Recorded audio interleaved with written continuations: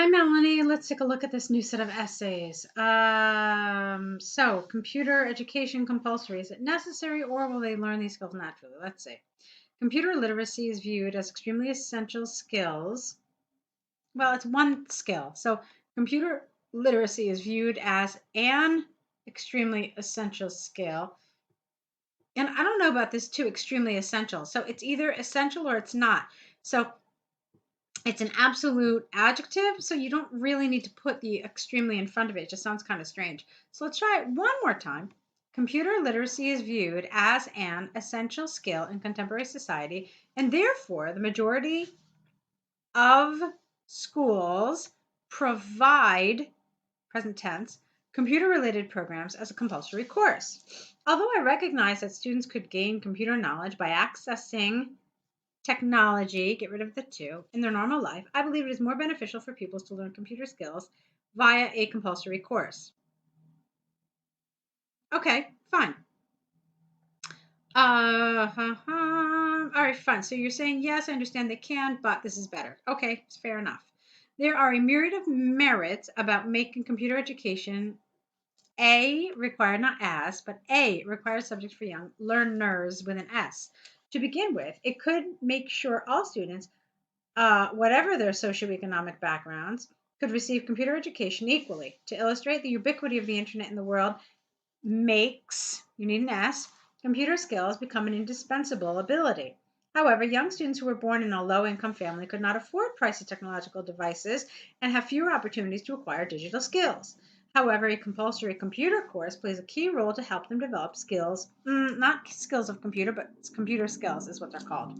Moreover, a required computer subject can prepare young pupils for their future careers since schools have resources and professional skills to provide a well-organized course for learners. Okay. For instance, they could assemble computer and educational experts to tailor computer courses for the young generation, which are suitable for the needs of the workplace. As a result, they could have a prosperous career. Okay, I like this very much. I thought you did a great job. I'm very happy with it. Only issue that I have right now so far is some of the little grammatical mistakes that you're making pretty consistently, okay? So please be careful with them. Now, one thing that does concern me is the length of this paragraph.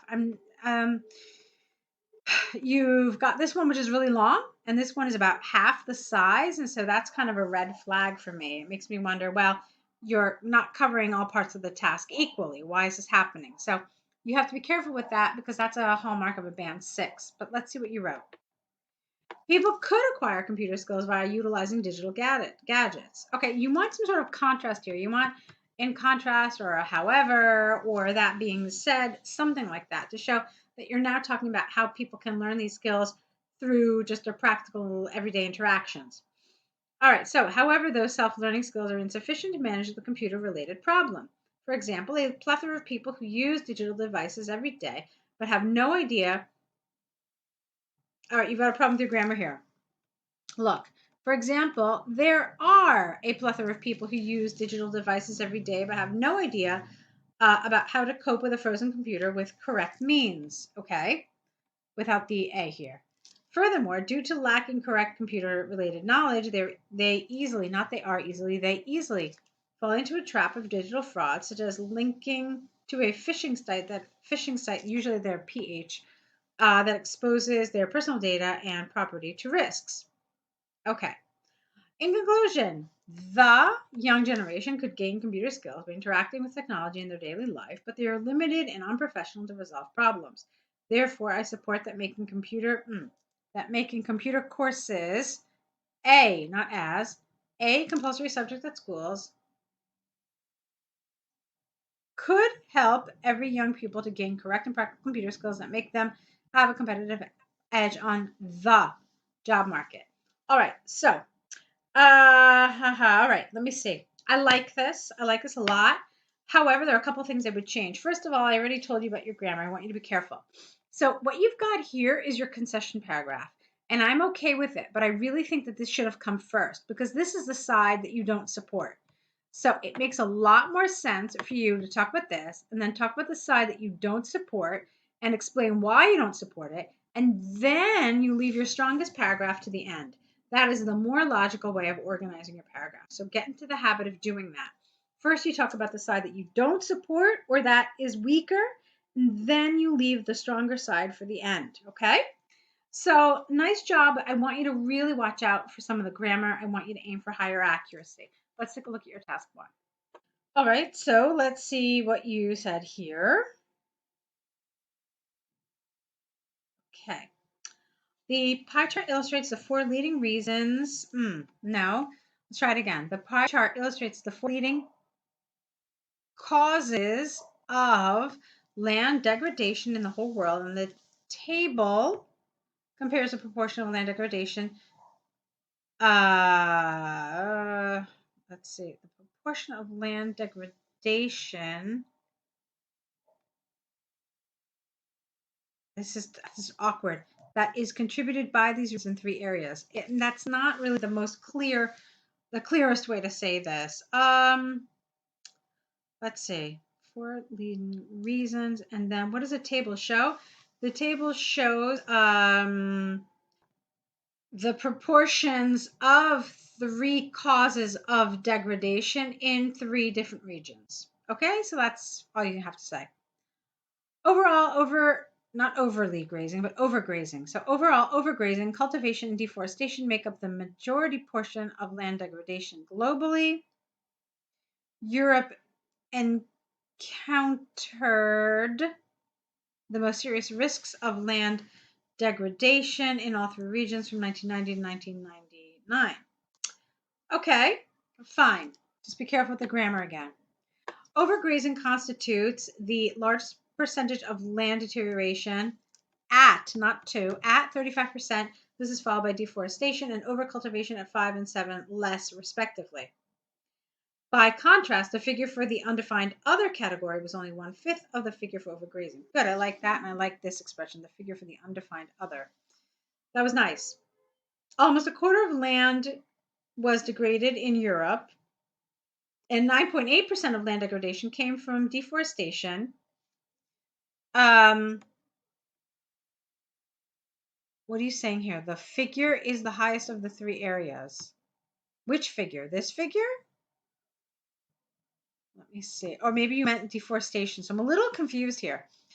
So 9.8% of land degradation came from deforestation, which was the highest of the three areas. I'm confused here. You see, I'm confused because I don't know what this which is referring to. Is it referring to this 9.8 or is it referring to that quarter? So you have to be careful when you use referencing like this, that we're clear on which figure you're talking about. Okay? So if you wanted, what you could have said, which would have made it clear, is almost a quarter of the land was degraded in Europe, which was the highest of the three areas. Okay? Of this 23%, 9.8% of the land degradation came from deforestation. All right? So that makes it really a lot clearer. So then you need a new sentence here, all right? And then you can say, in contrast, only 5% of the total land was degraded in North America, and overcultivation was the primary cause, which was responsible for 3.3%. And you don't have to say land degradation again because you just said it. 13% of land in Oceania. You don't have to say what Oceania is. That's fine. I mean, it's there so that you know, but you don't actually have to include this. See, 13% of land in Oceania had the issue of land degradation. And they don't have to say it again. You can say there, 11.3% of land. You keep saying this, of land degraded, of land degraded. I would like to see maybe a little variety in some of this expression. So 11.3% of land experienced degradation.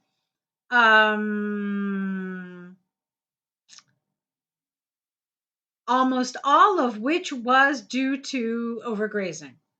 Okay? And then you can say that only deforestation had less than 2%. That's fine. All right, so I like this. Again, I thought you did a nice job in general, but little things that I want you to take this from being a good task one to making it a very, very good task one. You're on the right track. So just clean some of this up so that some of your expressions are a little more natural. Some of the language you're using, just read better and read a little higher level. Okay, so keep at it. You're doing great, and I'll be looking forward to your next set of essays.